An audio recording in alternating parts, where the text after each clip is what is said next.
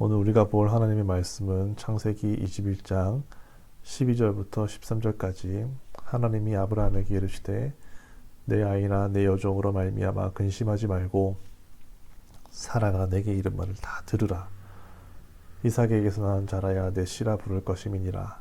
그러나 여종의 아들도 내 씨니 내가 그로 한 민족을 이루게 하리라 하신지라. 오늘 말씀은 하나님께서 아브라함에게 약속한 아들인 이삭이 태어난 때의 일입니다. 하나님께서 아브라함에게 약속한 아들이 마침내 사라의 몸을 통하여 태어났습니다. 하나님께서 사라에게 은혜를 베푸사 약속한 아들을 주셨고 큰 잔치를 열 정도로 기쁜 날들이었습니다. 그러나 하늘에서 내리는 비가 아름다운 꽃을 피우기도 하지만 또 한편으로는 무서운 독버섯을 자라기도 합니다. 이와 같이 하나님의 은혜가 인간의 죄성으로 인해 때로는 무시무시한 일들을 낳기도 합니다. 이삭이 태어나고 젖을 뗀 후의 일입니다. 젖을 뗀 후라면 아마도 서너 살일 텐데 그러면 주변에 자기 또래나 형들하고 천지분간 못하고 재미나게 놀 때입니다. 그러다 보면 싸우기도 하고 오늘 싸우고 내일 또 놀고 그럴 나이입니다. 그런데 이삭의 어머니인 사라가 보니 자기 아들과 하갈의 아들인 이스마엘과 노는 모습이 마치 이스마엘이 자기 아들을 괴롭히는 모습처럼 보였던 모양입니다. 이스마엘과 이삭의 나이 차이는 대략 15세니까 충분히 그럴 수도 있었다고 생각합니다. 그러나 그런 어린아이들 간에 일어났던 일들의 대가치고는 너무나도 가혹한 대가를 이스마엘은 치러야만 했습니다. 사라는 아브라함에게 지속적으로 하갈과 그의 아들인 이스마엘을 내쫓으라고 요구했습니다. 사라 입장에서는 자기 아들보다 15살이나 많은 장성한 이스마엘이 자기 아들의 앞날에 방해가 될 수 있다고 생각했을 수도 있습니다. 그러나 아브라함에게는 이스마엘이나 이삭이나 동일한 자기 아들들입니다. 그것도 적어도 18년을 사랑으로 키운 자기의 장남입니다. 그런 장남을 내어 쫓으라니 이보다 더 괴로운 일이 어디 있습니까? 이삭이 태어난 기쁨도 있지만 그 기쁨으로 인해 또 다른 자식을 내어 쫓아야 한다는 아브라함의 마음이 얼마나 괴로웠겠습니까? 그래서 11절에 보면 아브라함이 그의 아들로 말미암아 그 일이 매우 근심이 되었다고 말하고 있습니다. 우리도 살아가다 보면 이러지도 못하고 저러지도 못하고 근심만 하게 되는 상황이 있습니다. 걱정이 걱정을 낳고 괴로움이 괴로움을 낳는 상황이 있습니다. 어찌할 바를 몰라 한숨만 나오는 상황이 있습니다. 그럴 때 어떤 사람들은 자기 괴로움을 사람에게 토로해서 사람에게서 위로를 받고자 하고 혹은 괴로움을 잊기 위해서 술이나 다른 것에 의지하기도 합니다. 그러나 그런 것들은 근본적인 해결책이 되지 못합니다. 잠시 고통을 덮어두는 것뿐이지 결국 그 문제가 다시 괴로워하게 되었습니다. 그럴 때 우리는 하나님의 말씀만이 우리에게 궁극적인 해결책으로 위로가 된다는 사실을 믿으시기 바랍니다.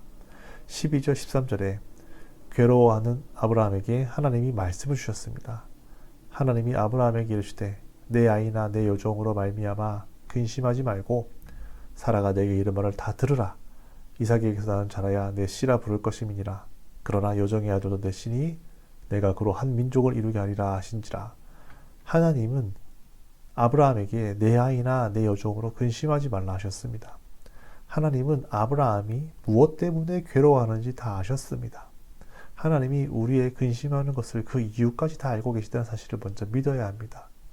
그리고 사실을 확인시켜 주십니다.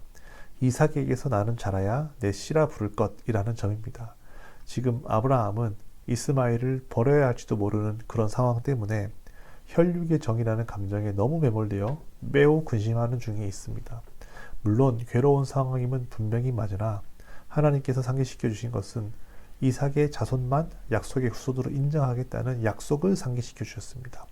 말씀을 다시금 상기시켜 주심으로 아브라함으로 하여금 인간의 감정보다는 말씀을 중심으로 판단하도록 도와주셨습니다.